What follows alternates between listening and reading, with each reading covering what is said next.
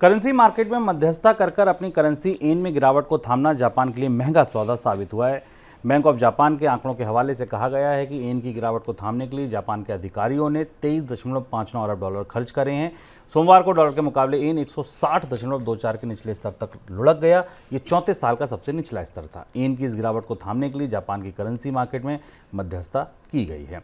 Sir, एक तो बात ये कि इससे क्या गिरावट थमेगी, और दूसरी बात ये कि इसको ग्लोबल मार्केट किस तरह देख रहा है। जापान उन देशों में शामिल है शुभम, जिन्हें जो आमतौर पर अपने विदेशी मुद्रा बाजार में दखल नहीं देते और बाजार को अपने तरह से चलने देते हैं। 5-6 बड़े देश तो दुनिया के हैं।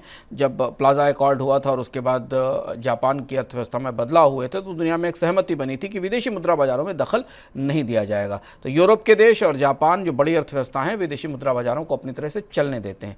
चाइना और भारत जैसे देश विदेशी मुद्रा बाजार में रोज दखल करते हैं और अपनी मुद्राओं को मजबूत रखने की कोशिश करते हैं। पर जापान की परिस्थिति अब समय विकट हो गई है और उसको ये सहमति या ये संधि छोड़नी पड़ी है और उसे सीधे बाजार में इंटरवीन करना पड़ा है, जिसमें ठीक ठाक 3.66 ट्रिलियन येन का दखल दिया गया है बाजार को में येन को गिरने से बचाने के लिए।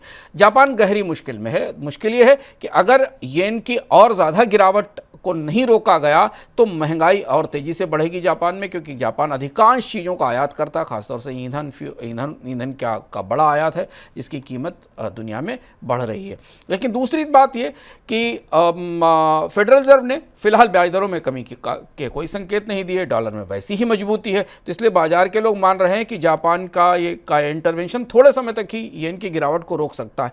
जब तक ब्याज दरों का परिदृश्य ठीक नहीं होगा, डॉलर में मजबूती बनी रहेगी, दुनिया की करेंसी इसके कमजोरी का दौर जारी रहेगा और इसलिए येन में को बचाने के लिए जापान के सेंट्रल बैंक को बाजार में फिर से दखल देना पड़ सकता है।